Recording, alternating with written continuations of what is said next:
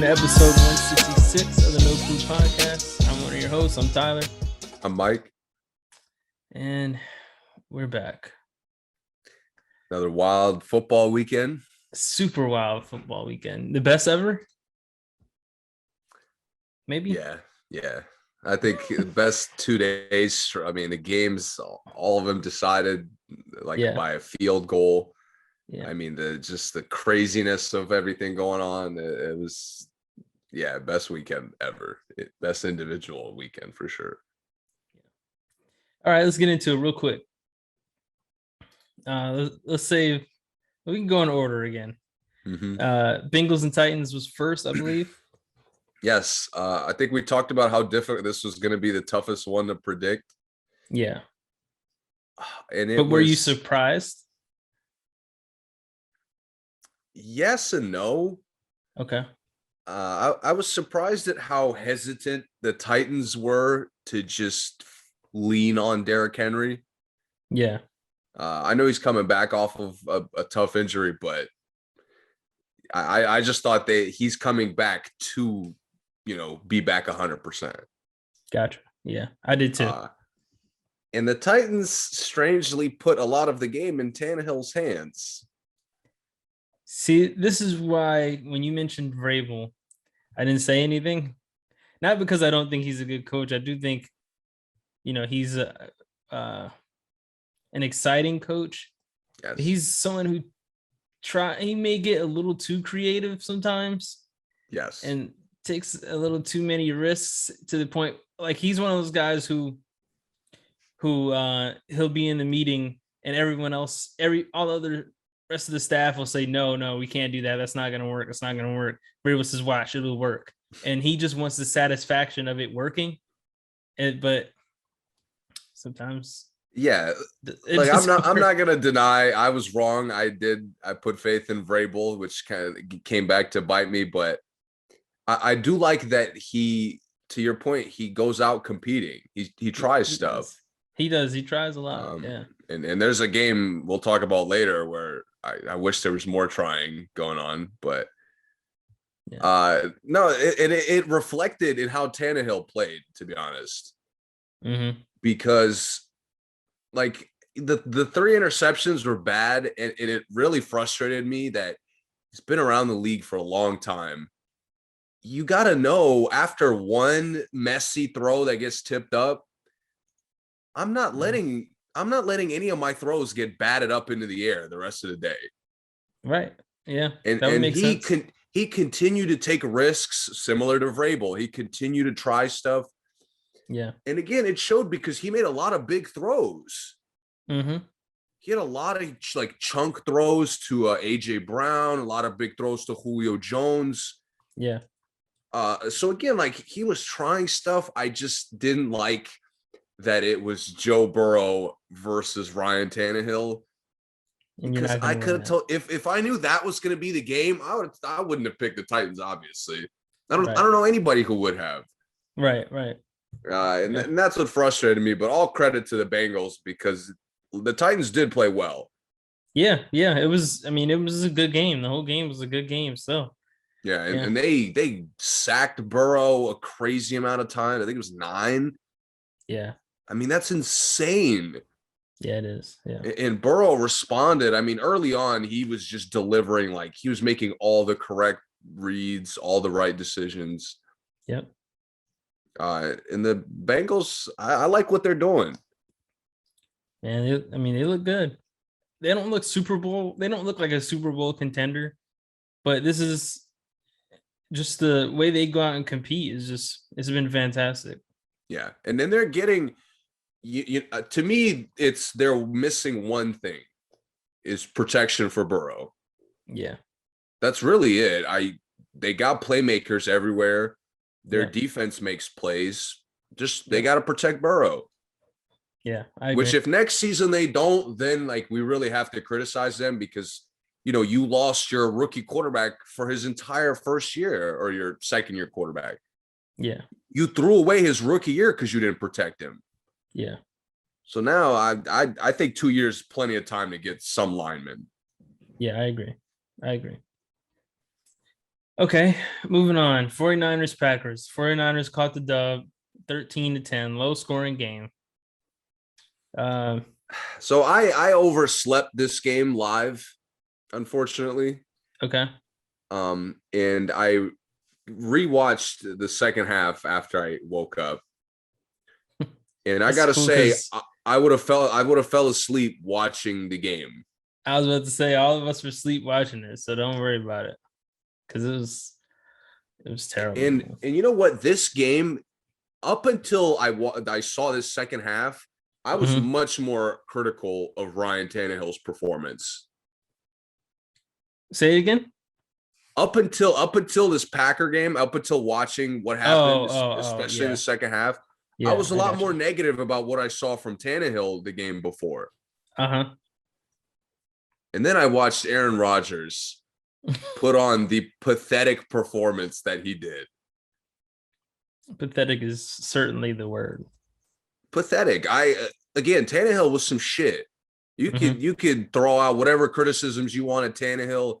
Titans got a lot of decisions to make about their quarterback situation, Yeah.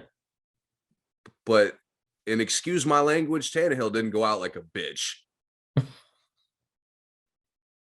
That's exactly how Aaron Rodgers went out. Yeah, man. I mean, I You're can't not argue with trying to that. win the game. You're just out there throwing to two guys, excuse me. Yeah. I don't understand how is your completion percentage important in a game like this? That's what he does though. He's definitely a stat chaser. How is you not turning the ball over important by the end of the game when you have 10 fucking points? Mhm. I don't understand. All year long, the hype around the Packers is how complete they are. Yeah.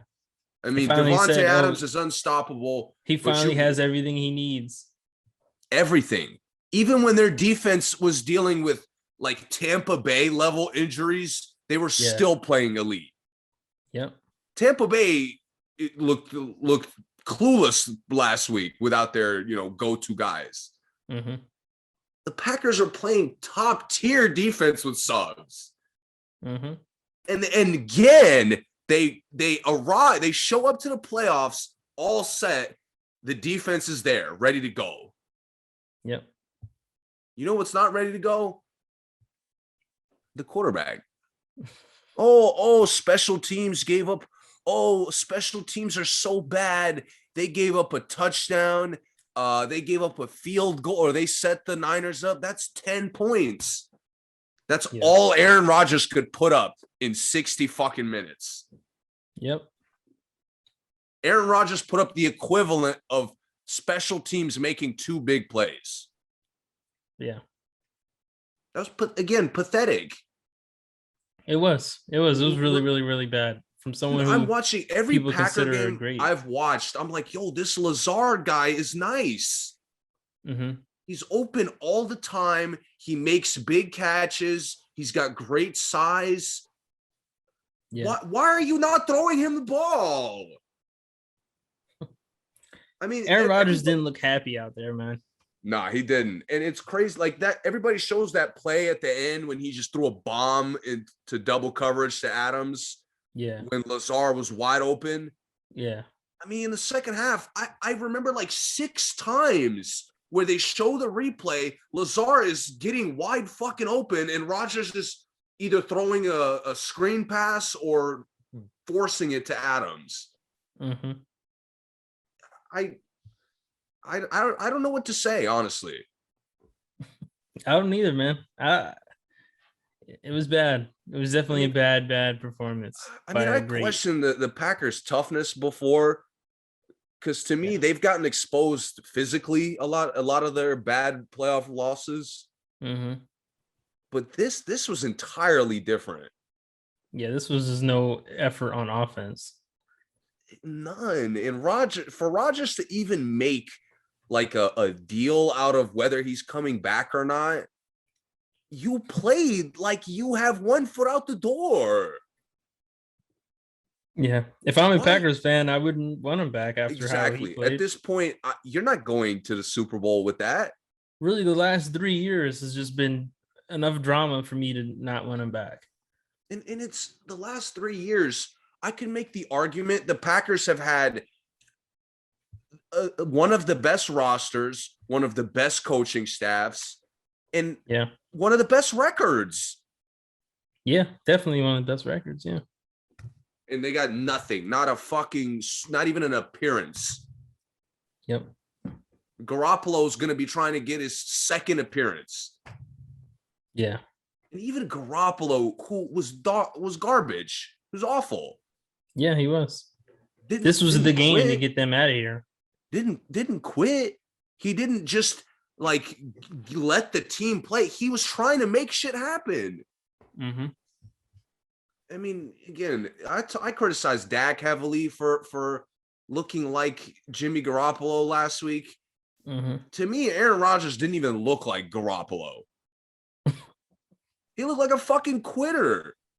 He did. And at least Dak wasn't the only one who didn't show up. Like, like we said, Zeke didn't show up. Dak was there, and he just didn't play to his best. I don't understand. Rodgers what act more like he wasn't even there at the game. What more does Aaron Rodgers need? Jones, great game. When Adams wasn't fucking double and triple teamed, he was producing. Lazard was open all game. Mm-hmm.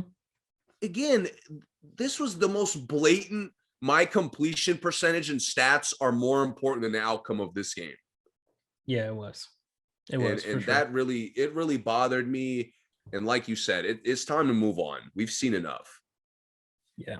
This roster is not getting any better. Right. I bet another quarterback, probably a lesser quarterback, could come in and take this team right to the Super Bowl.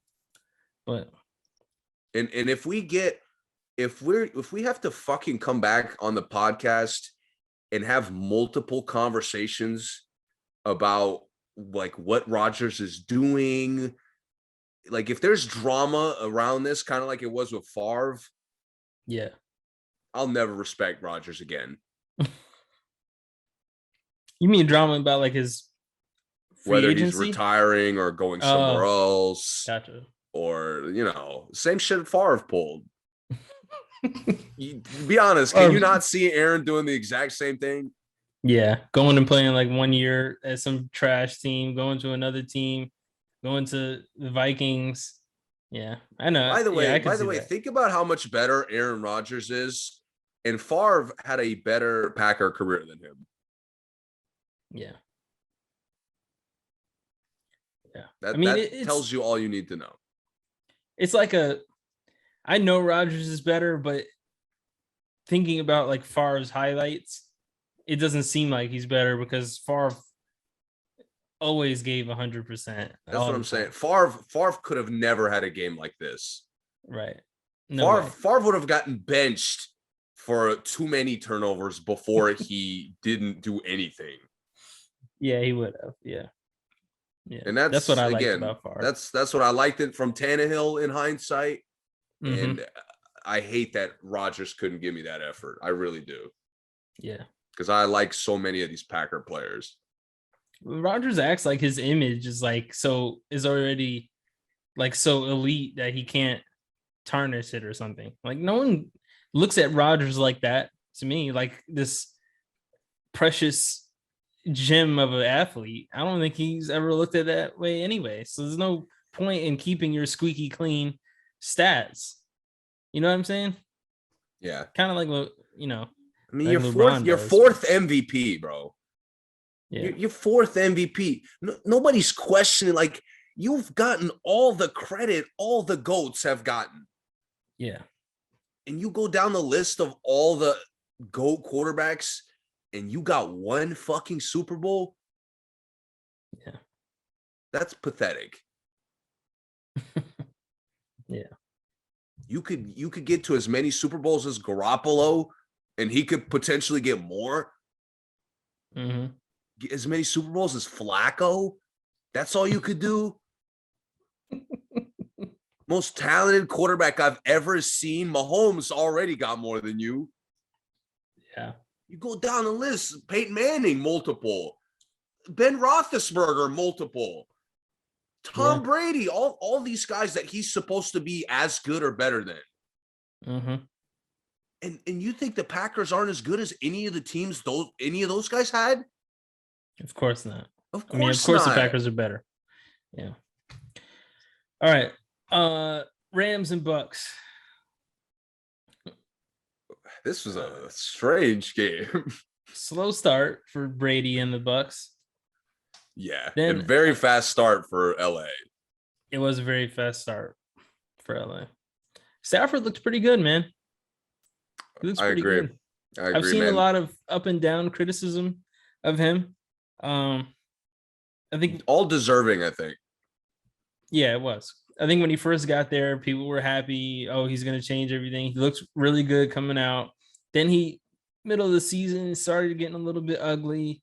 They started questioning if he's average. But man, I mean, he's finishing the year strong. I think he outplayed Tom in this game. I mean, it's kind of hard to outplay Tom though, because Tom doesn't make like a lot of mistakes. Yeah. But in the Rams defense is just crazy.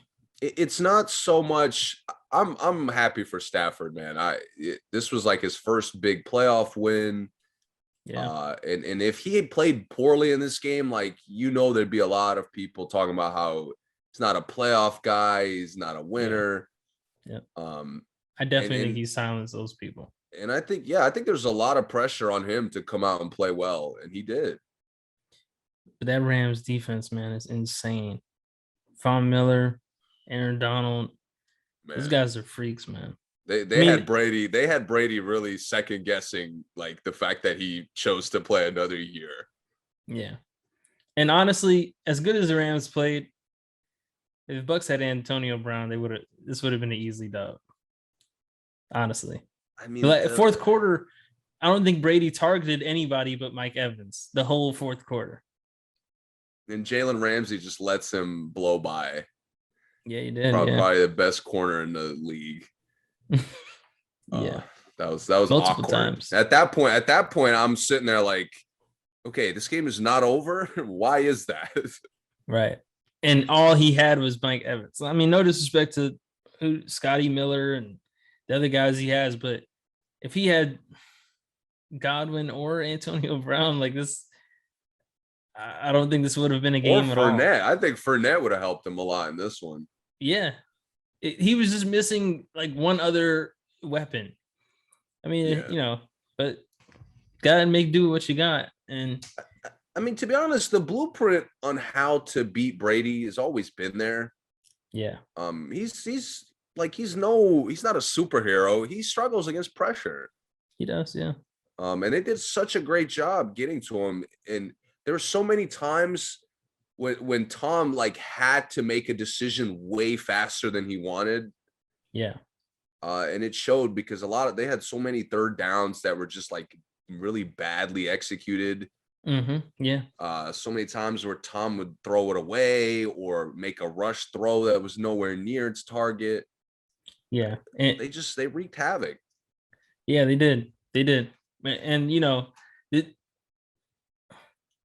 in both ways, the Rams wreaking havoc on him is, like you said, is the blueprint, but then him not having someone elite to be there when he, alleviate the pressure, he didn't have it. So yeah, it is what it is. And I think similar to Vrabel, I think Tampa Bay's coach is the same style of coach, Bruce Arians. Yeah. Very high risk, high reward.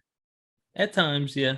And I think that hurt them because they didn't have any like simple options against the blitz. Mm-hmm. You know what I mean? And again, a lot of that is missing as many people as there were. But you still should have somebody capable of catching screens, catching the basic like fundamental throws. Yeah. Which the one guy actually was dropping a lot. Johnson, I think. Mm-hmm. I think so too. Yeah. I don't remember his first name, but he made some good catches, but dropped a lot of like potentially big plays also. Yep. Okay. Lastly, the game of our lives, the Bills and the Chiefs, man. Holy shit. Greatest game of all times. Yeah. I think Mahomes has been in 3 of the greatest games I've ever seen in football. Like probably out of my top 7, I think he's in 3 of them at this point. I mean, off the top of my head, this one, his battle against Goff that I believe he lost.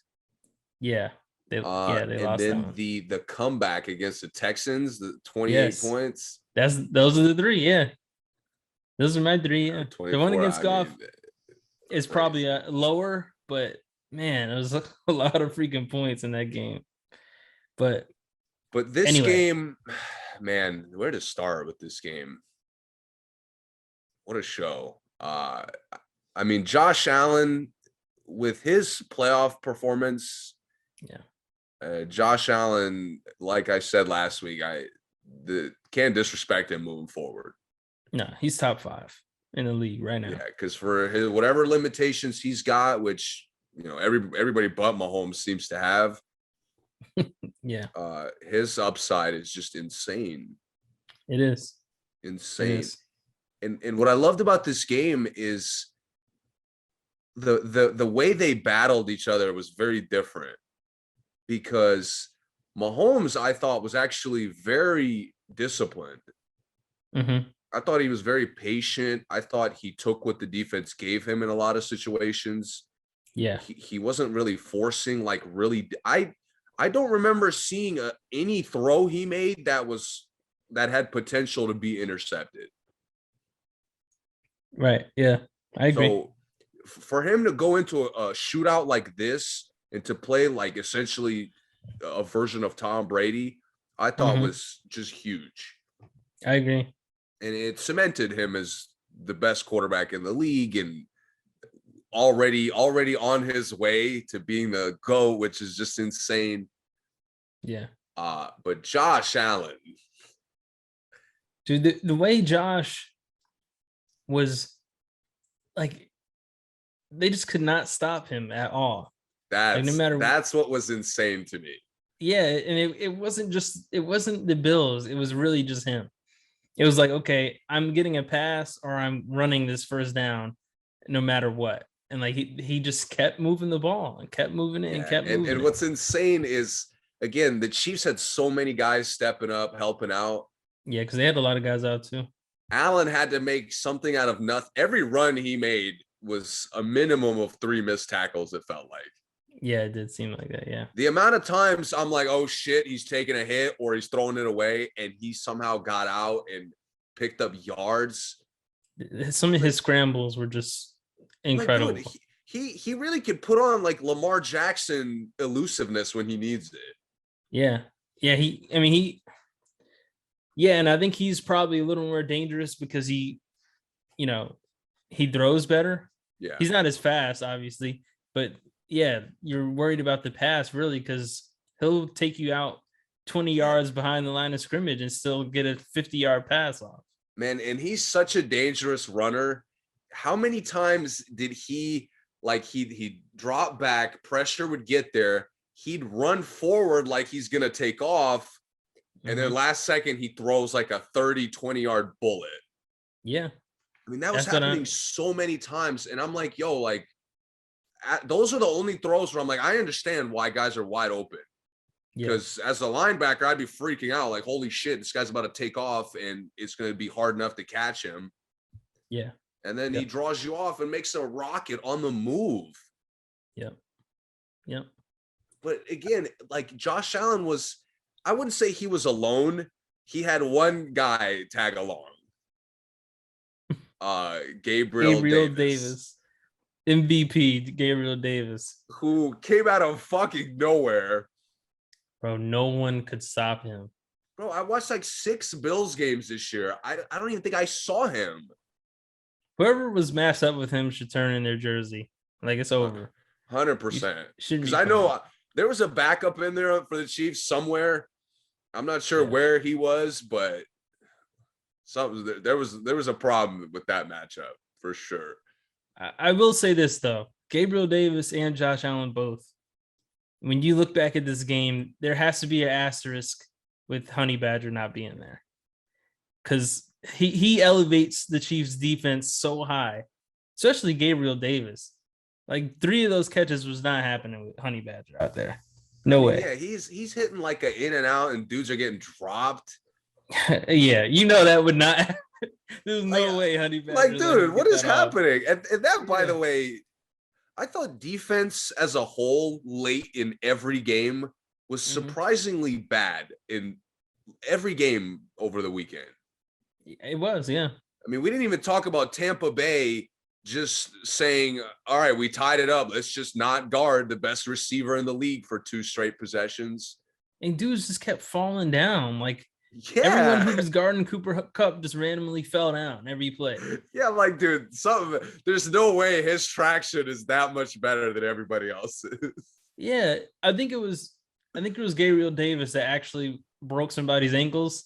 Yeah. Just dropped the dude. Yeah, but everyone else was just randomly just tripping and just falling out of nowhere, just sliding. So it was, the defense was really bad. It was. But Chiefs were missing their best defender.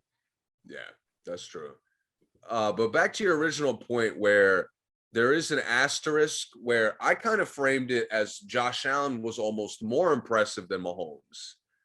But to me, the flip side to your point was one was going up against the Chiefs defense without its best player. Yeah. The other guy was going against the best defense in the NFL. Right. And made them look non-existent. Yeah. When it counted. Yeah. I mean, I didn't have any doubts about Mahomes coming into the game. I'd seen all I needed to see. Yeah. But if there is people out there who still doubt him, there you go. Take that one. Yeah, he already brought you the dessert, but now he just went ahead and put the whipped cream and the cherry on top for you. He lit the birthday candle for you. He's like the steakhouse that's really expensive, but they're like the quality of their product like is just so elite. Yeah. That's him. Like, he's just so elite at everything. He sets the standard. I mean, again, that discipline he showed, I can't imagine anybody beating them when he plays like that. Some of his runs in this game were just fantastic. Absolutely fantastic. The 13 seconds, him and Kelsey were just it was just amazing, man. The Chiefs, they looked like they were playing against a younger team, and the Bills, aren't that much younger. It looked like a seasoned team playing against a young team. Even Josh Allen looked young compared to how the Chiefs offense looked.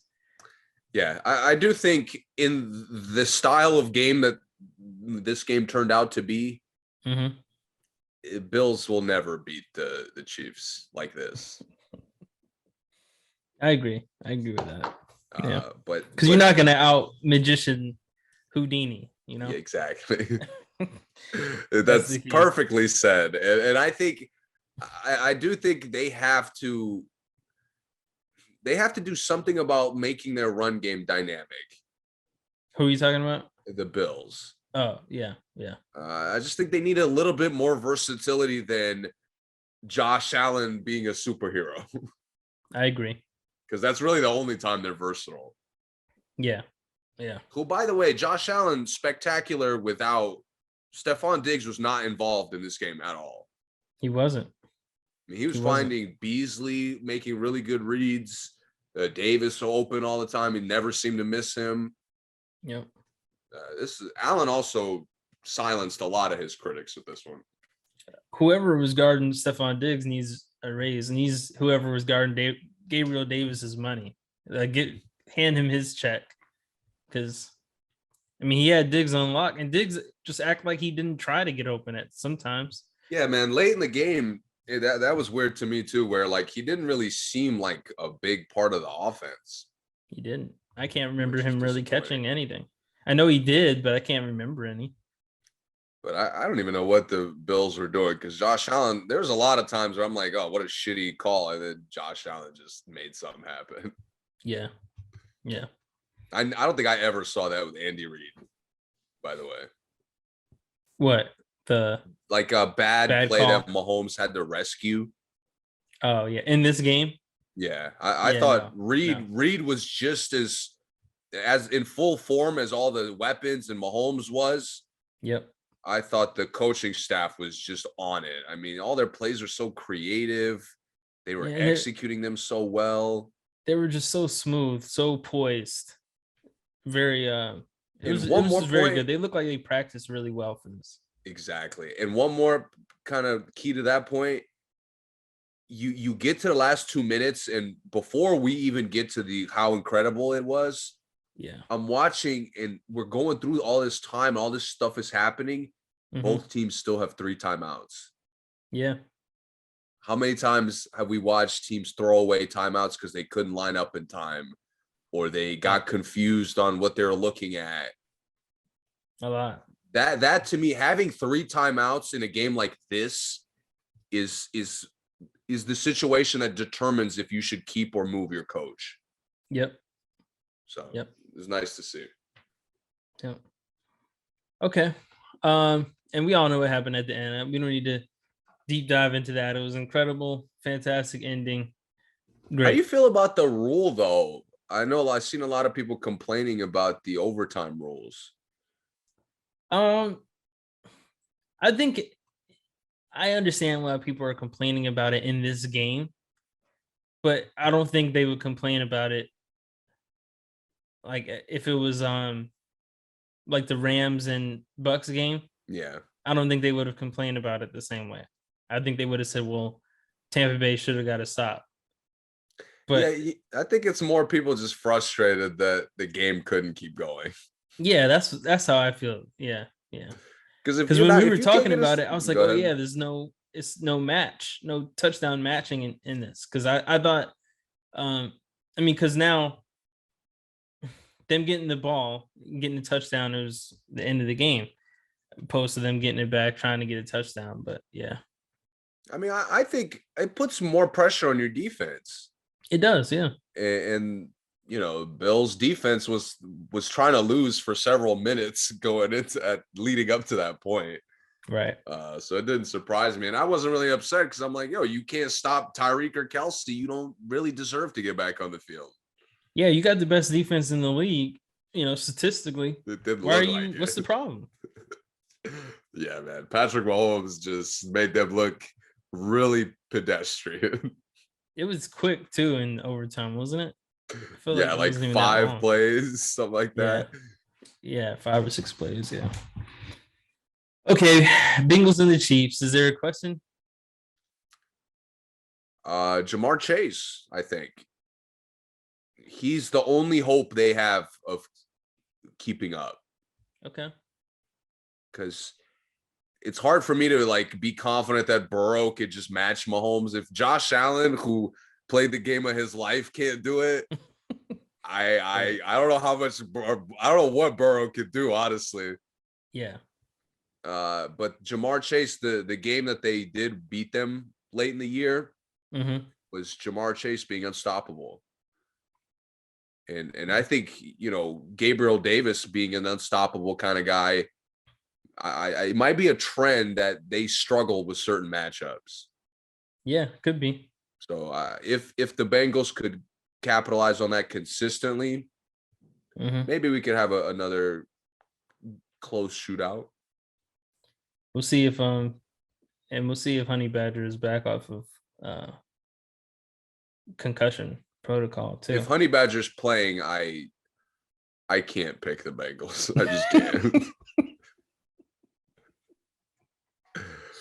With all that being said, if Honey Badger's there, it's a wrap. And I'm gonna be honest, man. I'm gonna be rooting for the Bengals this weekend too. Just to see. No, I actually I have a couple close friends who went to Xavier, so like Oh, okay. I know a lot of, and I know a couple other people from Ohio, Yeah. So I'm gonna be rooting for Cincinnati, man. All right. They're a fun city. All right. All right. 49ers and Rams. I think this one is tough to call.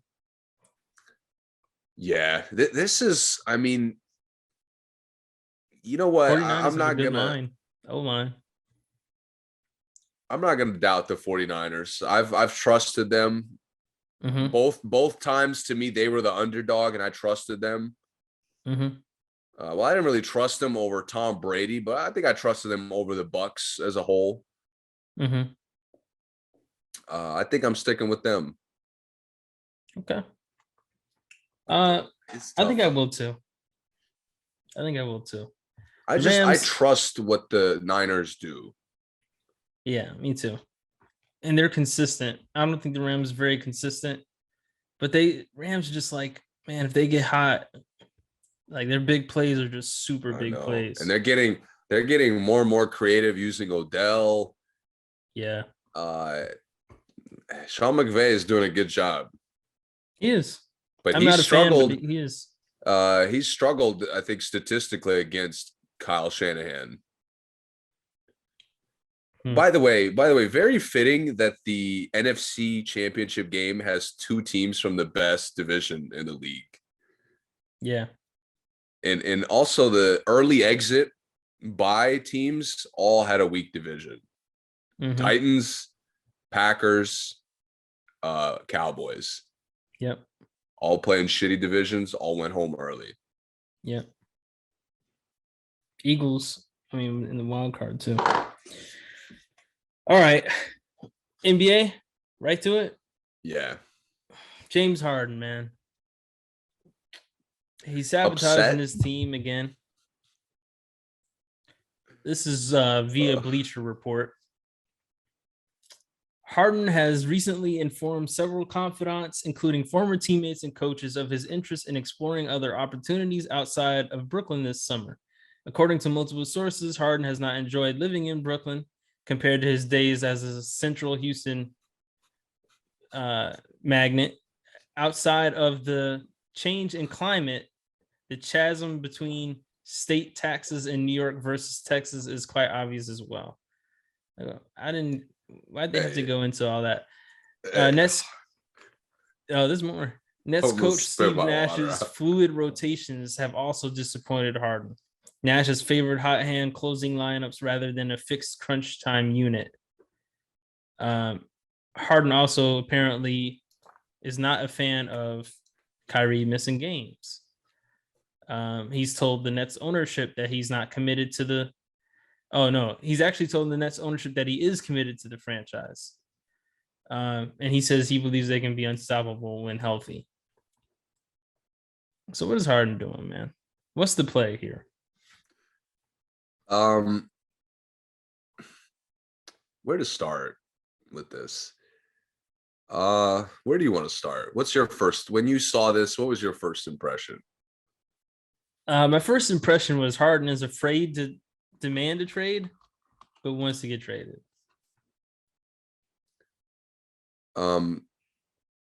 My first impression is it really bothers me that Harden's like party and strip club reputation apparently is enough of a thing that he could potentially hate living at a place because it doesn't meet his I'm gonna assume strip club standards.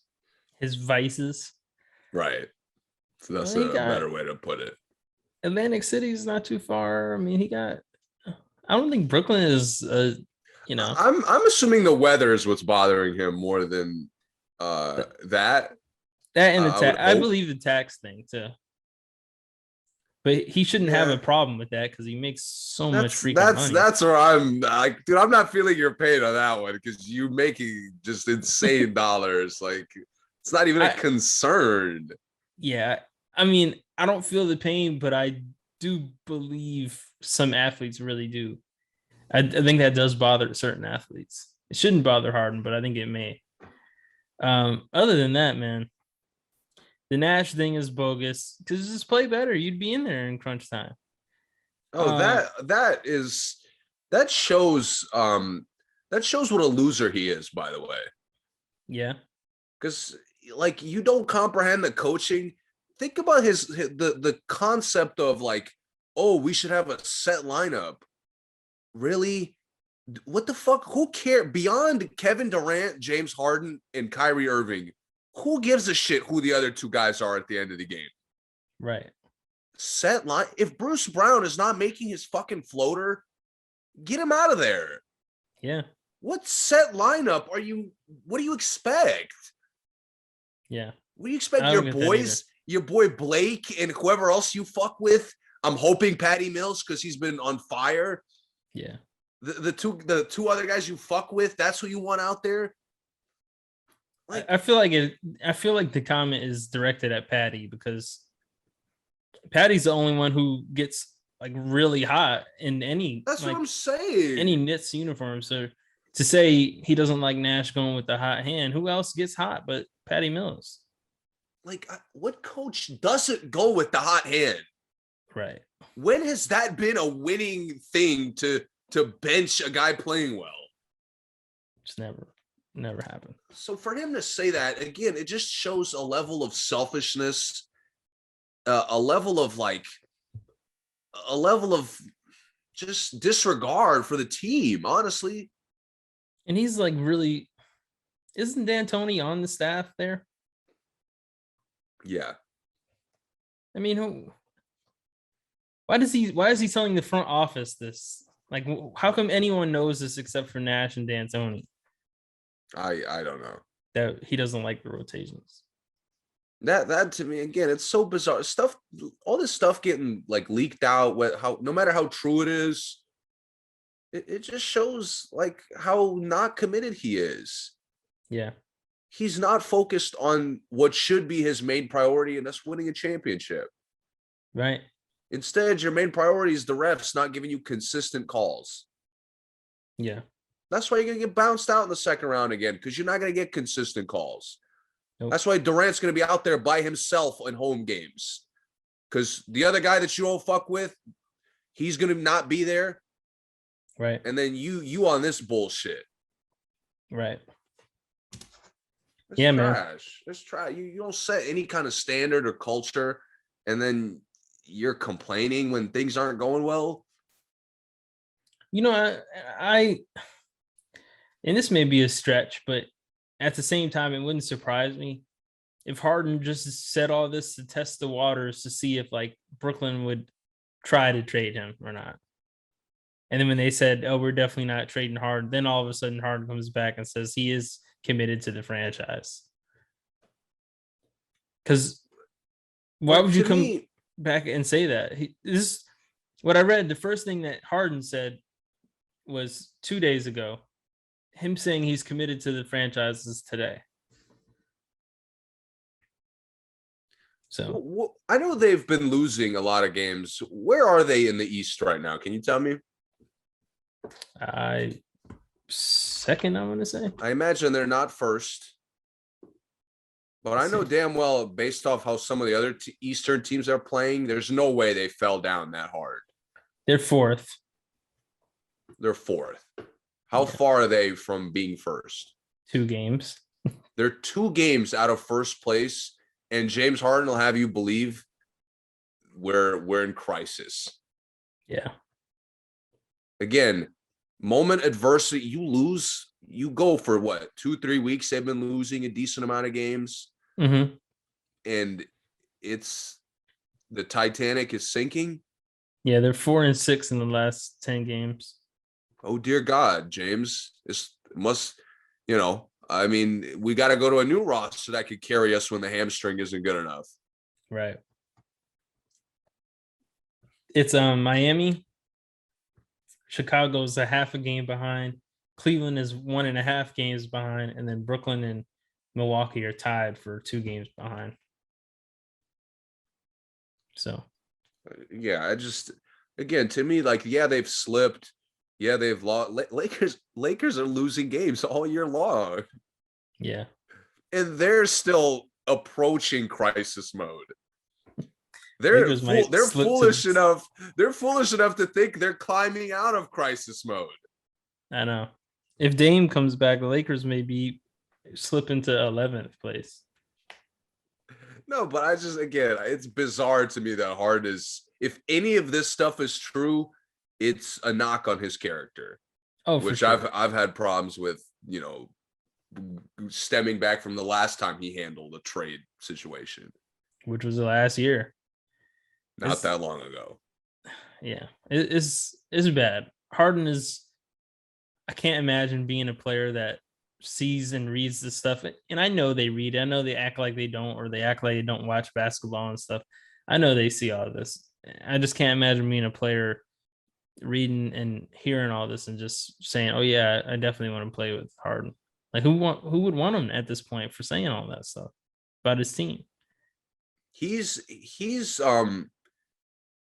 I think he's a lot closer to being Russell Westbrook than people realize.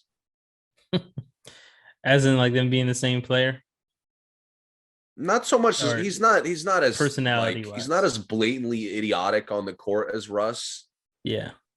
but when he's playing like shit, his negative impact is just as demoralizing. Oh yeah, it is. You saw it early in the year how poorly he was playing. Imagine Yeah. if he never climbed out of that slump.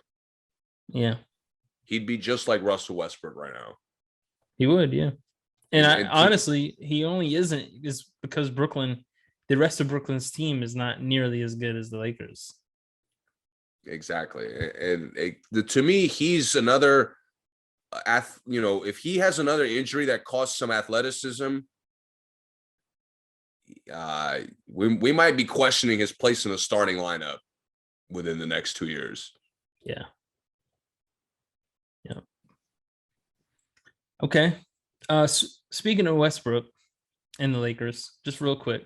Yeah. Anthony Davis is back. He had like 4 fouls in 2 quarters in his first game back. He's back on the squad, baby. Back in full Lakers form. Yeah. Um they don't, I mean, I know it's early, but I don't know. I don't know. I don't see it working in a positive direction, really. Do you? I mean, Do you think AD is gonna spin the whole season around? no, not at all. I will say just from the immediate reaction from the one game, he gives him a lob threat that I think should open up the game for Russ a little bit. Mm-hmm. It obviously makes the game easier for LeBron. Yeah. And I think a big thing that should help them is taking the pressure off of their role players. I agree. Because they got to that nasty point of the role players are not playing well, and the focus is like becoming more and more on that. Yep. Which is only going to put more pressure on those guys. Yeah, they get to the point where they're like isoing Avery Bradley, isoing Taylor Horton Tucker, trying to find a mismatch for Stanley Johnson, who they signed for the rest of the year. You know what I mean? And running these like catch and shoot plays for Austin Reeves. Is just Austin Reeves still getting 25 minutes a game. It's just ridiculous. Vogel, they've won, I don't know how many games out of their last 25 games. Like their record isn't disgusting. It's not good, but they've won games. I haven't seen anything Vogel's done to show that he wants to keep his job. Yeah. And they've had statement wins. They did. They've had little streaks of them winning 3-4 games as if they're like a good basketball team. They compete, they play with effort, and then all of a sudden they just forget all that. They're 5-5 in their last 10. And what I'm happy about is that now we're back to Russ, AD, LeBron. Yes. Oh my God, Malik Monk went 3 for 12. Wow, he sucks. Coach, get him out the lineup. Mm-hmm. You weren't expecting him to have bad games when he got here? Right. And then when he has a good game, they don't treat him like he's having a good game. It's like a shocker. Yeah. Yeah. He Again, exploded for 26 points. Like he's capable of getting 40. I know. And real basketball players know that. They know that. But Maybe if he got some real touches instead of just being a catch and shoot specialist out there, maybe he'd give you more big games. Just a thought, Frank. Honestly, there's some games where I think he should be their go-to as far as like points goes. Honestly, a lot of games. I completely agree. Him and Melo, no matter how many shots they get, like don't ever take enough. I agree. It bothers me because Russell is doing God knows what out there. Westbrook's averaging like 2 air balls a game and like 5 turnovers. And I've been really critical of him, and everybody has at this point. Yeah. Like, it genuinely makes me sad that he's the laughing stock of the league. Yeah, me too. I didn't think, I questioned a lot of his game, and even when he was at his prime in OKC after Durant left, and then a lot of the playoff games showed his problems. They really kind of made his problems a lot more glaring. Yeah. But I didn't think we're going to get to this.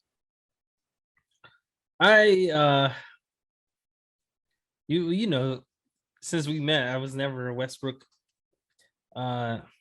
believer, I guess. But I never imagined it'd be this bad. I never imagined he'd be someone that you can't start. It's not like that the team just doesn't want to start him. They really can't start him if they want to win games. No. Like I never thought he'd be that kind of guy. I could see him being, our play style just doesn't fit how Westbrook goes, so we want to bring him off the bench so he can just be the one guy in there. I could see that happening, but not to the point where it's like, starting Westbrook is his minus leads the league in the and I mean he leads the league in minus on plus minus. He's leading the league in air balls, turnovers. We just can't even keep him out there in the first quarter. I never imagined that. There's no way. No way anyone really could, I don't think. It's looking back to what he was 4 or 5 years ago. He has the same mentality now. Like he's the guy he was 4 or 5 years ago. Yeah. I mean, the concept of maturity and growth as a player, he never developed that. Nope. Which is what a lot of the people who really hated him were saying back then. Yeah. And I thought that was bizarre, where I'm like, dude, guy 10, 15 years in the league, he's not learning any like IQ way of playing.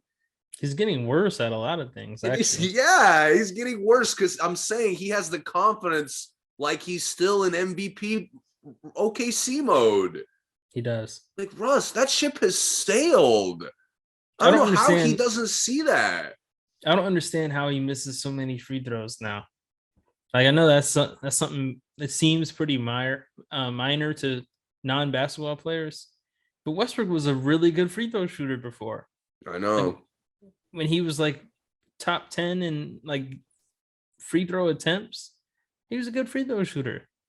Yeah, I remember when Durant air balls and bricks. Yeah, I remember him and Durant every time they showed them side by side. Durant was in the 90s, he'd be in the low to mid 80s. Yeah. Yeah, 87, 88, 86, something around there. It's crazy because I remember the first year his percentage really dipped was they took away the rule you couldn't walk to half court anymore. On the free throw? Yeah, before Russ would, because, he's playing 100 miles an hour, so he's using the free throws to kind of relax, settle down. Yeah. And honestly, he needs all the settle down moments he could get. Yeah. So the fact that he's getting less of those, it shows in his play. But now he doesn't even play 100 miles an hour anymore. Only when he gets the ball. I can't remember that last time I looked out there and thought he was the fastest player on the court anymore. It's been a while. I mean, obviously there's certain teams that he's probably the fastest player in the gym, but it's been a while since I looked at him and was like, man, Westbrook's really blowing past everybody. You know? And he set such a bad standard because First of all, how can you be clueless enough? It's not like your haters that are telling you you're playing like shit. Mm-hmm. Like literally all of basketball society is telling you you're playing like shit. Yeah, I'm it's not bad. sure. We've disagreed on stuff. I disagree when I talk NBA with people. I disagree all the time. Mm-hmm. I'm not sure if I could think of a more unanimous subject and unanimously agreed upon subject than how disgusting Westbrook has played this year. Yeah, I I get mean, that. it's crazy and it's tough to watch. I get it. I get it. Okay, moving on. I want to give a quick shout out to Jalen Suggs, man. Mm. He's looked great these last few games, at least. I'm not sure how he's been playing the whole season because the Magic is just hard to catch. Hard to catch a game. It's hard. There's no reason to catch either. I know they barely even put their highlights up in like Sports Center and stuff. They don't even bother. But the few I've seen, Jalen Suggs looks really good. He's impressing me as far as his athleticism. I knew he was athletic for a college kid, but he's showing some NBA athleticism, man. He's a fierce competitor. He looks good.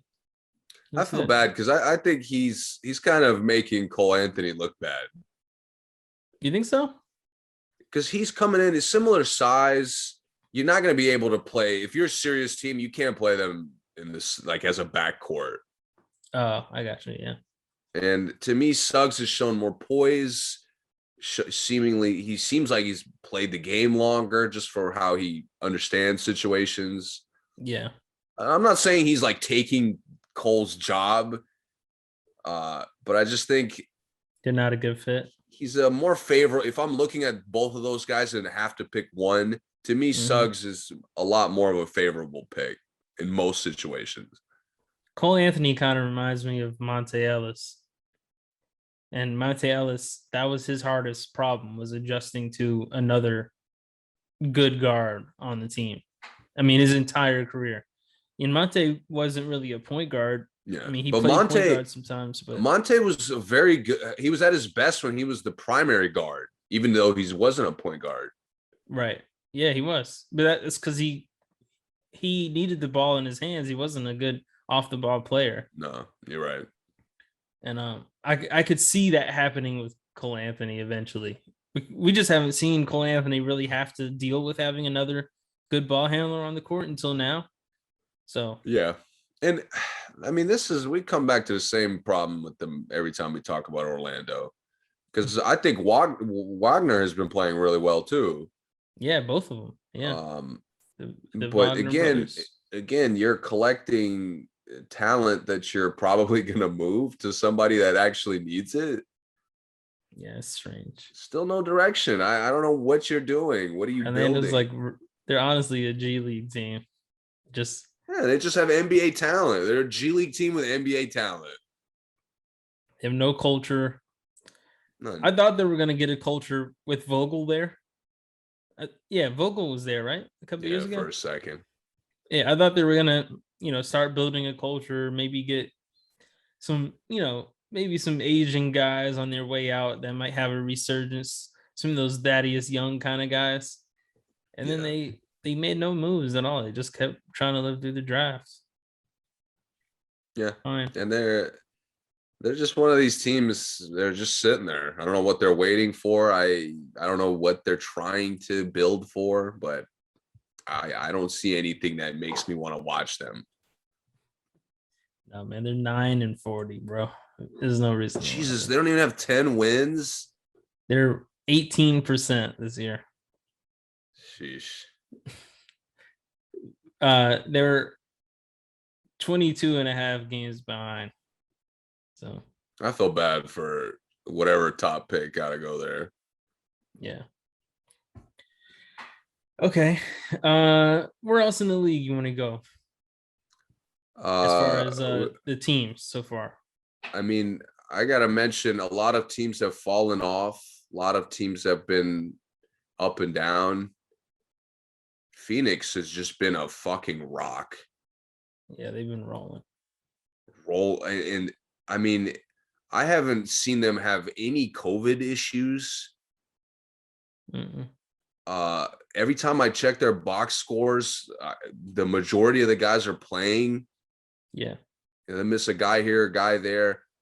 The production they're getting from their bigs is a direct reflection on how elite CP still is. Yeah. How much better their wings have got, how comfortable Booker is. Yeah. I'm gonna be honest, man. I've been hesitant to pick them as the favorite to come out the West. Yeah.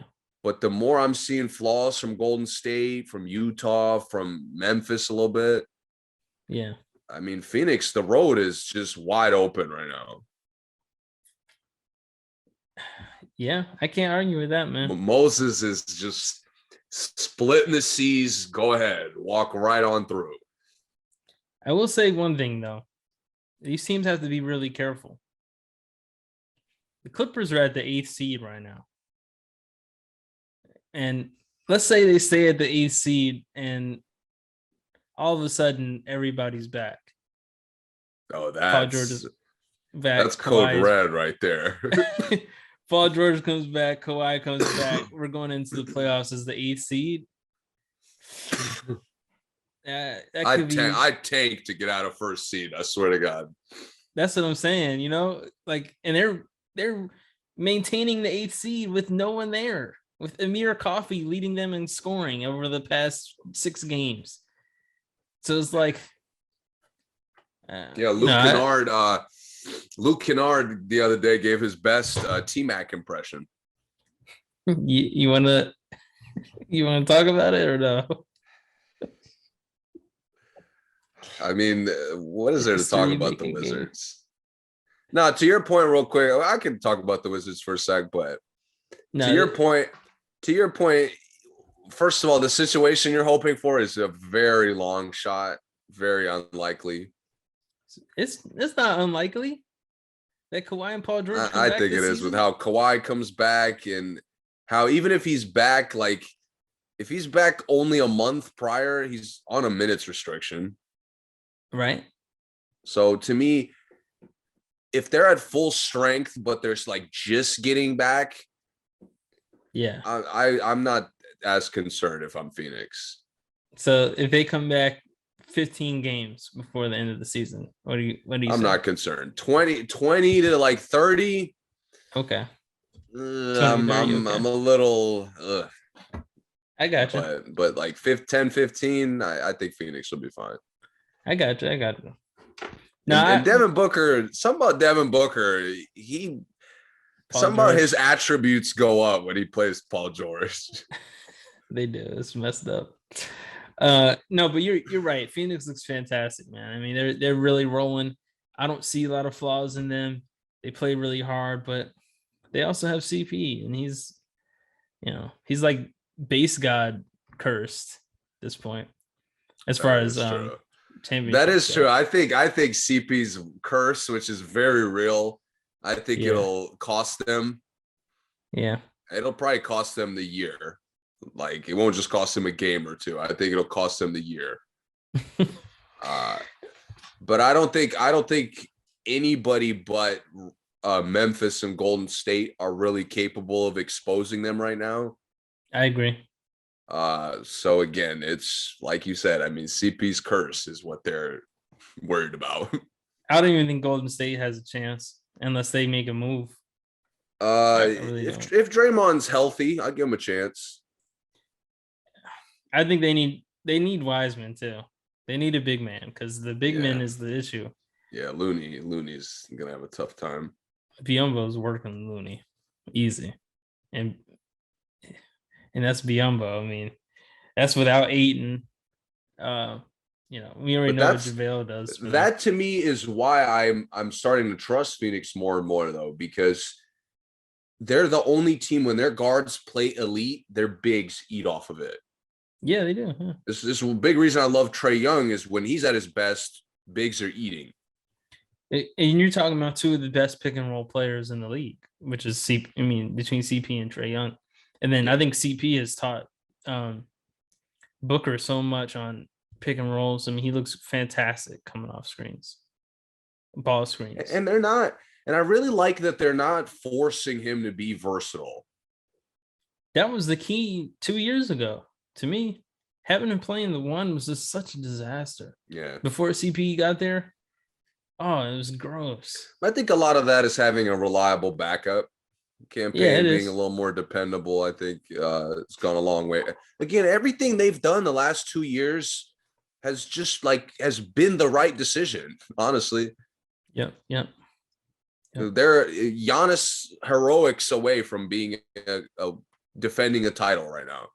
Yeah. Which could happen again. As far as the East goes, but the Wizards blowing a historic 35-point lead. You really want to talk about it, or I don't want to talk about the game because that was just a disaster. A disaster, yeah. You guys were 4-6 in your last 10. It's not too bad. I told you this, and you were stunned by the stat of it. The only fucking team in the league that's gotten the full roster back and has gotten significantly worse. Yeah. I can't even picture that happening with any other roster in the NBA. I was even more stunned by the Tatum stat you gave me.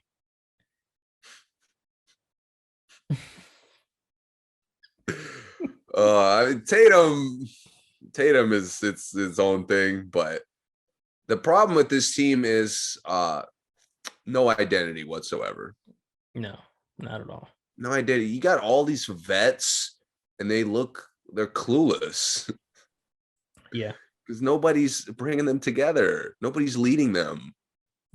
Nobody's leading them at all. I mean, Bradley Beal has regressed with the point guard qualities. Yeah, big time. He's not playing as consistently on defense. The team is constantly depending on guys who you shouldn't depend on to be good. Like Kispert and Bertans. And these guys who either are inexperienced or have glaring flaws. Mm-hmm. Again, you're getting Hachimura's back. I don't know what the fuck you're doing with him. You got all these shot blocking bigs. You don't defend anything. Nope. How does Gafford get 5 blocks a night and we still can't stop a soul? Yep. It's just insanity. Yeah. And you talking about Tatum going crazy after being like ice cold, like White Walker from Game of Thrones level cold. Like just pure ice cold. He torches us. And then you proceed to not respect the Clippers team, who all they've done is earn respect throughout the year. Yeah. All they've done is outplay every time they've been underestimated, outplay expectations. Yep. All year long. Who, if they were 2 seeds better, we could have a genuine conversation about Ty Lue being the best coach in the league. Or coach of the year, at least. I agree.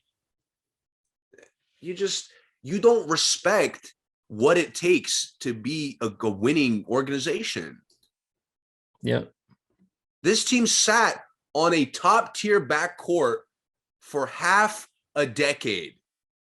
And can you tell me what they did to further themselves as contenders? Nothing. No. Nothing. This team is Orlando with more talent. Pretty much, yeah. That's a good point. Direction, no identity. Coaches come in and out. All their coaches look like trash. I haven't looked at a Wizards coach and thought he was good in decades. Right. Since like early Gilbert Arenas days. Yeah. I mean, again, this team is just sitting there. They're just sitting there in mediocrity, and they're obviously really comfortable because they don't do shit. Every summer they're sitting there and they don't really do shit. My thing, like you said, they got a lot of guys that I just have no clue what direction they're going in. I don't know what they're doing with Rui. I don't know what they're doing with Corey Kispert. Denny Avdija, I have no idea. I still don't know what position he plays at all. Um, starting Kuzma at the 4 and using him at the 5 at times is just disgusting. Montrezl gets such weird, inconsistent minutes. Bertans will play 40 minutes one night and not play at all the next night. Yeah, and how do you bench? How is Montrezl getting benched for not being able to stop people, while Bertans is literally allergic to the fucking concept? Like, I don't understand the logic there. Montrezl's eating on the glass every time he's out there. That's one thing 100% you can count on. I know. With fucking Bertans, maybe he'll light it up. But he might go 0 for 8, all just the same. Yeah, exactly. Yep. I feel bad, man. I thought their coach was doing a good job early in the year, but the leadership is the problem here and the lack of it. I agree. And it's not, I don't think it's Unseld this time. I do think it's the players. I think it seems like I've only seen them play a few times, but it almost looks like they have, like, you ever play with someone whose dad was real vocal in the stands and like the coach was telling him to do one thing, but his dad was telling him to do like to go off. Yeah. That's what they look like as a team, though. Like, looks like Unseld Jr. is telling them to do one thing, but like as a team, they're like, nah, we got this other thing. Let's do this. And like guys are on different pages. Yeah. It's not good, man. And there's a weird, like, the team's inconsistencies reflect on Beal's lack of commitment to the organization. You think Beal still isn't committed to the organization? No, I think he's gone. Next chance he gets, he's gone. You mean this offseason? Which is this summer, yes. Or trade deadline. See, that's what I'm saying. This is an opportunity to me. Maybe you go to the playoffs for what? Right. What are you going to the playoffs for? To get bounced out in the fucking play-in or the first round? Right now, you guys are 10th, so you would be in the play-in, but Miami could, without Jimmy Butler, without Bam, and without Tyler Herro, could probably 4-2 us right now. Yeah. The Knicks are only a half game behind. So with Struss and the big man Yurtseven going off. Yurtseven, Strus, and Vincent. Those three. Who've been eating, by the way. Yeah. No, but again, I've watched this team so long, and so many opportunities have came and went. I'm tired. I'm tired of rooting for mediocrity. Why? Yeah, I do think it's time to let go of Beal. I mean, I think if Brooklyn would be open to Beal Harden, that's a move I would make immediately. You made the on point, either side. You made the point about Harden. If he's leaving in the offseason, why are you letting him walk away for free? It's just, I think that is the craziest thing the Nets will do, and they're gonna do it apparently. But letting him go be right there, huh? Wiz is going to be doing the same thing, waving at Beal as he walks wherever he decides to go. Yeah. So, I mean, I would make that trade if I was Brooklyn. I think that makes Brooklyn immediately favorites, in my opinion. Harden is basically the only thing holding them back. And Kyrie, of course. Yeah. But by the way, it's been hilarious seeing, and this is a little back to our Harden topic, or back to the Russ topic. It's been hilarious seeing the wall for Russ as being like the answer. Yeah. If that turns out to be what the Lakers do, I might never disrespect one of your predictions again. Hey, because you were the first one, and like even you said it. A lot of people joked about it because it was just the finances added up. Yeah. But you were the first one I remember being genuine about it. I mean, the problem is though, at this point, it would be stupid to make because it made sense when you suggested it. It seemed bizarre, but it made a lot of sense. Yeah, but now Now that you've it's just seen bizarre. the problem, it would be no different. And I Wall, think I think, Wall would help the Lakers, but he wouldn't fix them. Not by a long shot. yeah, Wall doesn't turn the ball over much. He's a much smarter player, but the things that Westbrook doesn't do well, Wall doesn't do well either. So it's not like you get an upgrade. He And just doesn't turn the ball over. He still doesn't shoot that well. He still has to have the ball. So you still lose what the LeBron and Westbrook issue. It would still be the same with Wall, I think. yeah. And I think like Houston would be just like a really awful organization to do something as idiotic as put such a toxic player around a group of developing players. I don't know about that. I think I You'd would put like Russ, Westbrook there more than I like Wall in LA. really. Yeah, I think I would. I promise you, Westbrook would be out of the fucking rotation. Why? Why you have him out there? Why would you have him out there? I think for the young players, it would give them more structure to just do what you need to do, and Westbrook is going to do everything else. If it was coached right, I'm not saying it would be because I don't. From what I've seen from Steven Silas, I'm cool if he never gets another coaching job. Yeah, I was But gonna say like you're acting like it's a maybe situation. It's not gonna happen. The coaching won't be effective. what I'm saying is, if it was done right, I think I would like that way more than I would like Wall in LA. I think he I could. think I think you could have Jalen Green actually in a set plays, getting open. Westbrook would drive, kick out like he does for everyone else. I think he would set more guys up, young guys who can't really make their own shots that well, or who don't need to be making their own shots like 95% of the time like they do now. I think it would just give the team more structure. That's all. But listen, we're talking hypothetically because I obviously don't think that would happen with Silas. And I don't think that the trade is a good trade anymore, period. But if it were to happen, I wouldn't be mad at it for Houston. I think it would be interesting to see. I like that the Lakers are stuck, man. I think, as I told you, they're not gonna. There's no way they trade him. No, they're not He going to. down every roster downgrades if he arrives. Yeah. So to me, no organization is that blatantly stupid to do something like that. Mm-hmm. And I love that the Lakers are stuck with one of two extremes. Either tough it out and let Russ throw away what playoff series you might sneak into, Mm-hmm. or the closer we get to the playoffs, the more awful this move would look, Mm-hmm. get rid of him. I'm with you. Obviously, I think it's pretty obvious Westbrook is not going to be a Laker next year, right? There's no way. So whether it happens now or in the offseason, I think it's going to be curious. I mean, I'm curious to see how it goes. I think Anthony Davis is more on the table than he was. Not completely, but I think they're definitely exploring it with the weight gain, the injuries.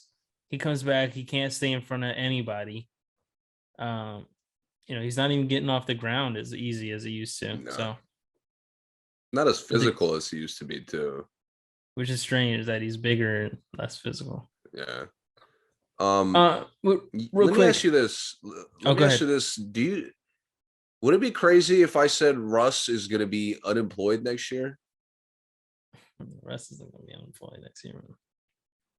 It is crazy to say that. It's not going to happen. We'll come back to this later in the year, depending on if the Lakers do something extreme or not. It's not going to happen. There's a lot of teams. Toronto. For what? Probably the Knicks. For I told what? you. I said 3 years ago Westbrook would be a Knick. It's coming. But we're beyond. We're beyond. What are we bringing Russ in for? Energy? Toronto doesn't need that. I'm telling you, the Knicks are going to pick up. I think you're underestimating how awful Westbrook has been. I'm watching the games. This isn't a like maybe we'll make it work here. Like, no shot.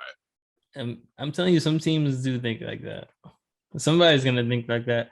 And if they get Westbrook to come off the bench, or at least make it seem like he'll come off the bench, I think the Clippers would take him right now. I think that's the only thing he could do to save his legacy. Is go to the Clippers. Is to be a bench player. Oh, yeah, it is. I think like you look at Melo, the opinion on his career changed when he proved that he's a willing team player. Melo's 8 years older than Westbrook. Oh yeah. With Melo is different. Melo was proven, yeah, as far as who he was by the end. Yeah. So like, if his career was done before Portland and it never continued, he's a Hall of Famer, no question. Mm-hmm. But with Russ, no coach would take him right now. And no good coach. If you put every player in the league on a lie detector and asked, would you want to play with Russell Westbrook? I promise you, I don't think 10 people would say yes. I agree with that. So to me, I mean, I don't want to make a bet on it or be really confident right now, but I'm very. Teams don't care what the players think about playing with people, though. No, but it's beyond when nobody wants to play with the guy. No organization is bringing him in. It's hard for me to even go backwards and imagine that Westbrook played for 5 teams. MVP gets moved 3 years in a row. Yeah. Gonna be 4. Yep. Sad.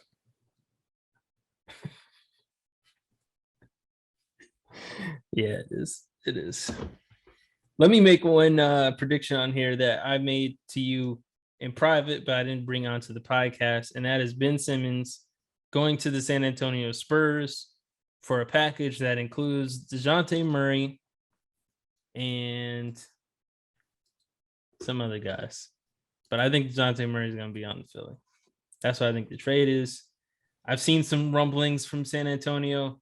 They quickly denied it, but I saw some rumblings saying that DeJounte Murray was they were actively shopping him, even though he's like averaging a triple-double for them this year, and actually probably should be an all-star, even though their record is trash. No, they shouldn't have an all-star. I agree. I've seen 2 of their losses. They don't deserve an all-star. A lot of the media thinks DeJounte Murray is an all-star, man. If you want to argue statistically that he's belongs, I'm not gonna really stress over that. That's cool. No, I'm saying their record is trash. They should not have an all-star. But if they were to have an all-star, it would be him. I mean, they're worse than the Pelicans right now. That's what I'm saying. They're trash. They are. Yeah. Their defense is as bad as anybody in the league. And they got defenders all over the fucking court. But they have Jakob Poeltl down low. So I'm going straight to the rack. Suns they had a good big man situation and they were looking to upgrade. I don't know what is taking them so long to keep playing with him, man. Why is San Antonio could and should be so much better than a bottom tier playing team? They don't have a chance of playing. No, not this year because they've already tried. But normally they're expected to be, by the end of the year, they're battling to get in the play-in. Yeah. Similar to what they did last year. Yeah. But they're approaching the same problem we talk about with the other purgatory organizations. You're not moving towards anything. They're not. Your players are progressing, but the problem is now I'm nervous about Murray going to another team because he's going to completely have to do different things. Yeah. You know what I mean? And all their guys, they're kind of learning like an offensive play style if they're going to real teams, they're going to be expected to be versatile. They're going to be expected to play different ways. And I just don't see that from their players right now. Yeah. I can see why you say that, but I don't think anyone would take him to do anything that they don't already do. Like, I think Kelvin Johnson is more versatile than he should be. But I think, Derek White and Murray, I think they can do what they do everywhere as far as playmaking and scoring. But I guess Philly is who I'm looking at. To your point, some of these other guys, Drew Eubanks, he's done. If he leaves the Spurs, he's going to be a free agent. I think Lonnie Walker, the fourth at this point, I've seen enough. If he leaves the Spurs, free agent. Joe Wieskamp, Devontae Kaycock. We already saw Zach Collins struggle to find a job. Vassell, Jakob Poeltl, all these guys. They only have the 3 assets. Johnson. I'm going to be honest. I have no interest from here on out until their starting center changes. I have no interest talking about them at all. I've never seen the team struggle this long with the same center, and obviously need a new center. They're sitting there. So obvious. They're sitting there, these fucking purgatory teams that sit there with like 6 fire packages that they could put together and don't do any of that shit. It irks me. Yeah. Because San Antonio, any package they send Philly, more than likely completes Philly. Yeah. Especially if Murray's in whatever that package is, that's really all they need. Exactly. Yeah.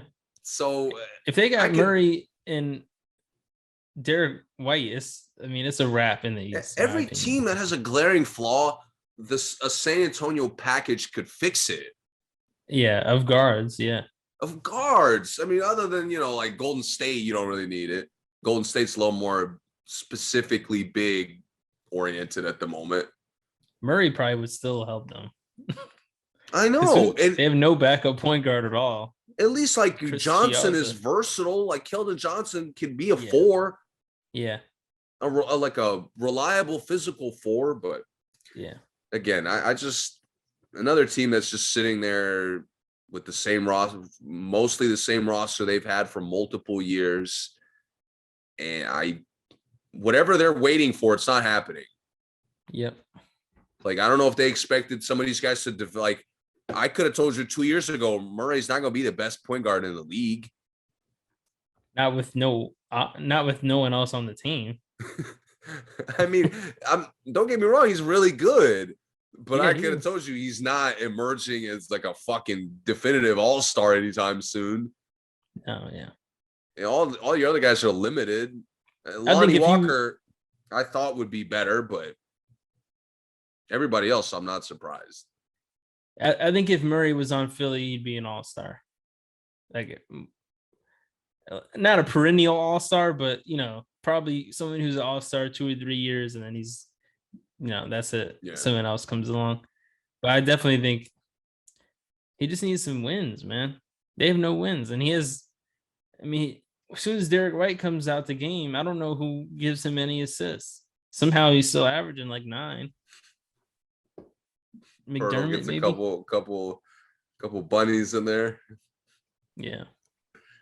No, it's interesting though you mentioned Philly because they're probably the most exciting team I could think of come trade deadline. I know, because you're just wondering whatever they do is going to help. Because they're not going to lose anything. They're a top 3 seed without their starting point guard. I know. Well, top 5 seed at this point, I think. Embiid has been just a monster. Yeah. The last month and a half, 2 months, he's just been shredding the league. Yeah. I think, obviously we're not media voters. I would have voted Embiid for MVP last season. And I get the injury, and Jokic was on fire last year too. But Embiid last year to me was just so dominant. Like, he was at the point where he could have been out there 1-on-5, and I'd still put my money on Embiid beating everybody Yeah. else. And Jokic has been pretty good this year too, to his credit, but Yes. Embiid, man, nobody makes me like watching Embiid dominate some of the other front courts. I'd be like, yo, like if Houston wants to win 25 games, they're gonna have to upgrade their front court. Yeah. And like watching him against a lot of even like the Knicks, who have a good defensive front court, but the mobility is not good enough. Right. I'm like, man, like you got to get out there and upgrade the roster only because Embiid just makes it look so easy. Yeah, I'm pretty much prepared to say Embiid is the best center I've ever seen. He's the best center in the league. To me, it was Jokic last year, but I'd give him the title right now. Yeah. They're head to head. I wish they were in the same conference so we could see them play each other a little bit more. Yeah, because I don't think we'll ever see them in the finals. But ain't no way. Yeah. And the thing is and they play so different, it's hard to even really compare them because it's hard really to call Jokic a center. Jokic is just a 7-foot good basketball player. You know, it's like saying Harden is the best shooting guard in the league, but is he a shooting guard? We don't even really know now. But Embiid, as far as a strict center, like his footwork, I mean, he blocks shots sometimes. I mean, I can't really say anything that I want Embiid to do that he doesn't already do. I know. Every aspect of his game is capable of being dominant. Yes, it is. Everyone. He could ISO you to 50. He could play off the team and get 40. He could get you 15 to 30 rebounds, 8 to 15 blocks. He's a free throw. He's unstoppable getting to the line. If you leave him at the top of the key, is money. Yeah. I mean, and he's not settling for them all the time like he used to. Right. Like he's working to let people know that they can't guard him. Right. And if he has that mentality in the playoffs, I'm excited to what they can be. Now, on the flip side of that, this trade that they make, if it's someone that's really good, will they be able to play with Embiid? I do think that that's something to consider. And I think that a lot of people thinking, oh, you trade Simmons, it doesn't matter what you get. If they're good, Philly's going to be good. But I think that bringing someone, bringing someone like Kyrie or Harden to Philly, I'm not confident they'll be ready to play with Embiid. Yeah. I'm gonna be honest. I think like Bradley Beal is a guy I'm hesitant to just be excited to see there. Exactly. I agree. Yeah. It's even all though about Simmons on Washington would be fire. Yeah, that's true. But it's about like, because at this point I don't want Embiid to take a step back. Right. Whoever comes in is going to be option 2. Mm-hmm. I really don't need it. Like Embiid is dominant enough and talented enough I don't need a duo partner. Mm-hmm. I need a second star. Yeah. They're looking for a Tim Drake at this point. Right. And I think like Murray is a guy, like I'm nervous that I haven't seen him have to sacrifice a lot. Mm-hmm. But just off how he plays, the kinds of things he does, it is an easy fit. It is. And him and Maxey would be so fire together 100%. On the court. 100%. But all these guys who are more like kind of set in who they are, like Buddy Hield's another guy. I'm not like just excited randomly, Right. I would want to see what it looks like especially having him and Seth. I don't even like how that sounds. Right. So that's the thing. They need to have somebody come in who's willing to sacrifice a lot. And some of the bigger names, I don't know, it's just a tough thing to do. Do you think that Fox could play almost like a Conley role, where it's like some nights he has 25 and the next night he only takes 5 shots? He gets 8 assists. He's just out there as the facilitator. Do you think Fox is capable of that? I think he's capable. Do I trust him to be able to do that? No, not at all. Okay.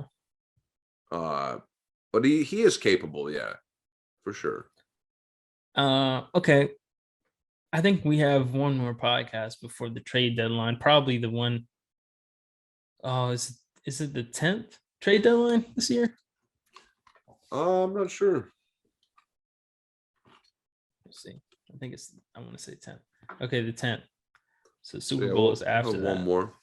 Yeah, so we'll have one more because we definitely got to talk about it. I've been hearing, some of the media guys have been saying Jerami Grant is going to be a Warrior somehow. I have no idea how it's going to happen, but apparently the Warriors really want Jerami Grant, which I've had enough speculation. I'm just ready to see where he goes because anywhere would be great. Yeah, to me, he's probably the biggest gold mine of the potential trades, just because you don't have to give that much and you're going to get a lot. So yeah, these are the guys that are on the block apparently. Obviously Ben, like I said, Jerami, Christian Wood, Miles Turner, of course, Sabonis, of course, Harrison Barnes, John Collins. Hawks have been actively shopping, apparently. Obviously, Tobias. Obviously, Bradley Beal. And obviously, Russ. Who else we have? And then Fox. Of course, DC is not shopping the trash can playing at point guard. I know. It's kind of crazy.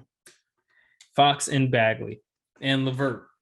I'm not sure why the Pacers are like so interested in trading the whole roster away. All the talent. Like, you would think that they don't have that many young guys, to me, that like could start over with. I think Chris Duarte is a fantastic young player. I think he may be a future All-Star. But as far as like building the team around him and whoever else they have, O'Shea, Brissett, or who else those guys are, no, it's not gonna be it. Yeah, well, I'm strange trading away Turner, Sabonis, and LeVert. Norman Powell, McCollum. Apparently, the whole Blazers roster is on. The whole Blazers roster literally is on here. This list says, it already said Dame. Then it says CJ next, Norman Powell next, Robert Covington next, Yusuf Nurkic next, Larry Nance Jr. So, what do you think? That's Jerami Grant's the number one? Yeah. For you? Yeah. And I'm always, to be fair, I'm always surprised with how like trade deadline moves always tend to surprise me. Even some of the stuff I'm on the lookout for. Yeah. But let's close it out with this. Give me your 3 teams that are that have to be active at the deadline. They have to. If they want to win a championship or they want to like compete. Yes, if they want to compete. Okay. 3 teams that have to be active if they want to compete. The Boston Celtics. We already talked about the Wizards, so I'm not going to say them again. Obviously, the Portland Trail Blazers and the Dallas Mavericks. Who are yours? Dallas Mavericks have to be one. Mm-hmm. I think the reason I wouldn't say the Wizards is because to me it's too far gone. I think Boston looks like they're not too far gone, but they are. Mm-hmm. And that's tough to watch, but I think the Clippers have to be active. Really? Yeah. What kind of active? I just think I need more league experience. Okay. And a lot of their young guys to me now, like Terrence Mann is a guy I would move for a guy who I could put in the rotation a little bit easier. Like Eric Gordon or something like that. Sure. Larry Nance Jr., for example. You trade Terrence Mann for Larry Nance Jr.? Why not? Absolutely. Okay. I mean, I probably wouldn't do it if I'm Portland. Portland's trash to do some shit like that, but yeah. No, I guess it just sounds funny. It's not that bad. So I think the Clippers are a second team. Okay. And the third team that, man, the season's hitting them hard. Chicago. Yeah. Yeah. Chicago. I didn't think about Chicago. They're not going to survive the next month and a half with the guys they got left at this point. Yeah, that's a good point. I guess I didn't say Chicago also because I don't think they should trade anyone. I just think they should be looking in the buyout area. That's fair. Because I think if they trade someone, they lose something. Because I think they're a nice, well-oiled machine at this point. And some of those guards, it's just they're too good to trade, I think. I think like Dosunmu has even made himself like a no trade clause level guy at this point, just for how well he's played for them. Lonzo, I'd move Kobe White if I could get somebody who I like more so need. Only when I'd trade him for out of the guys I named that seem to be available, I'd only trade him for John Collins or Grant. That's it. Nobody else. He's worth those. He's worth John Collins to you? No.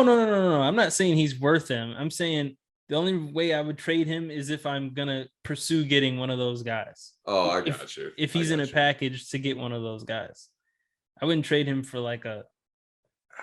I wouldn't trade him for a Larry Nance Jr. I'm trying to picture like a two players that would be like a good package for them to send. But if they could get Miles Turner or Sabonis, I'd work hard to make that happen.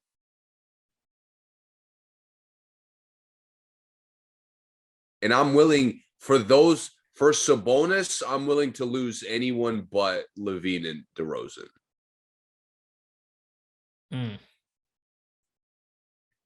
Everything else can be replaced to me.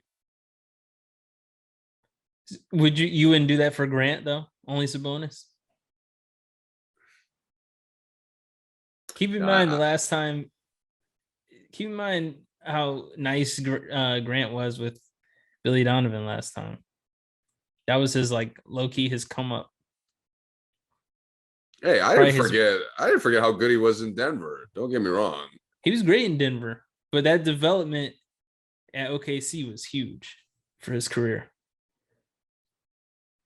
I don't know. Maybe I wouldn't do that for. I think Sabonis could give them a front court dynamic that could make the game easier for LaVine and DeRozan. Mm-hmm. I don't think Grant could give them like that type of versatility. I think Grant gives them more defensive versatility, though. That's fair, and I think Grant improves what they already are. Right. Sabonis would change them a little bit. Yeah, and the big thing for me though, like if they get healthy for the playoffs, I still don't know if the front court's going to be a weakness or not. Right. Their guard rotation is so elite. If there's one rotation I trust to overcome a lack of depth, that front court, it's theirs. Yeah, I got you. So we'll see. And I'm with you. Plus, Sabonis lets Vucevic shoot more like he wants to.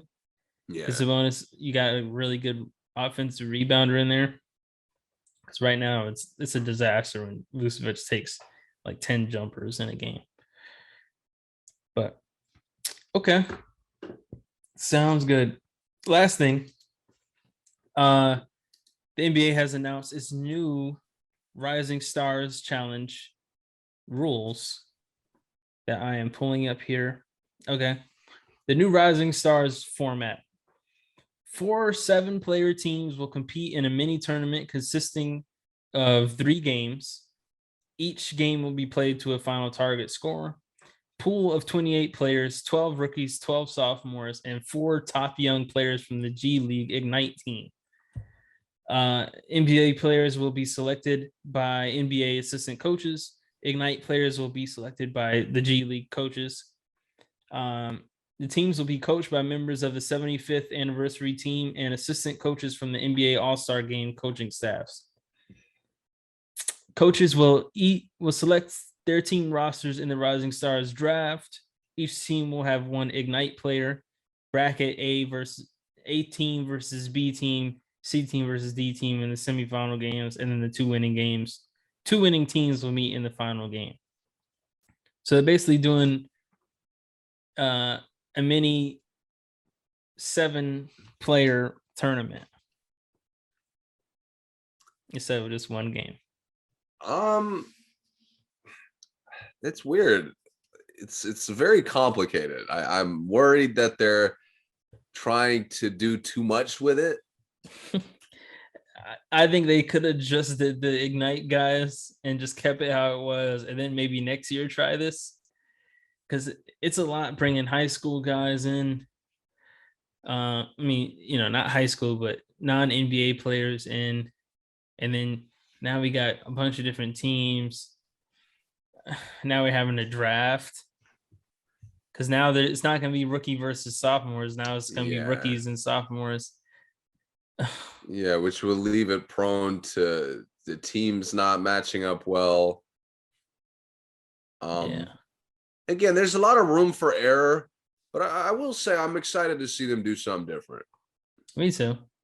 And I do think if the teams like match up well, and even if they don't, man, it's still good to see a lot of the young talent. Yeah, it's never a bad thing to see more young talent. Yeah, them incorporating in the G League. That's a cool idea. I think they could do it better in the future. And I think they will. This is like a kind of a first, like a blueprint kind of moment. But I think it sucks not seeing the rookies on the same team. I've hated. That's the big loss right there. I shouldn't say I've hated, but I didn't like it since they did the Team World thing. And it's no disrespect to the world, obviously, the non-US citizens or whatever. But I just liked seeing the rookies joining forces to beat the older guys. It's like the JV team versus the varsity team. I always thought that was cool. I just had a fun time comparing. It gives you a good way, like good moment to compare the 2 classes. It does. And this class is stacked. This is a stacked class. I know. Now we're going to see them all over the place, like kind of randomly. I wanted to see Jalen Green, Evan Mobley, Chris Duarte on the same squad. Like that would have been so crazy. But I think now it'll have more impact when they shine in this kind of tournament. Yeah, maybe. But man, LaMelo and Edwards on the same team. Oh my God. It could have been crazy. It's still gonna be crazy because we're still gonna have all those guys out there. Just I don't know. It's gonna be interesting. I mean, I think it'll leave moments. I think it might not be great this initial year, but the potential to have like great rivalry moments. Yeah. Like if LaMelo and Anthony Edwards were, fighting for top spots in the league, and now they're facing against each other. Yeah. So I think it does leave room for some cool stuff to happen. Yeah, it does. Yeah. Yeah. All right. That is all I have for today. You got anything else? Okay. That's it. We'll be back to talk about the conference championship games next week, and I guess more trade deadline talk. I'm sure something is going to happen by then. I don't think everything's going to happen on trade deadline day again this probably year. we'll probably have better idea of some of the rumors, some of the potential moves. Yeah. Yep. All right. Thank you for listening. Please subscribe. Please share all the good stuff we talk about every time. We have merch on our website. Link is in the bio on our Instagram. No Clue Podcast on Instagram. No Clue Podcast YouTube. We're back. Video is back. Yeah, I think that's it. And till next time.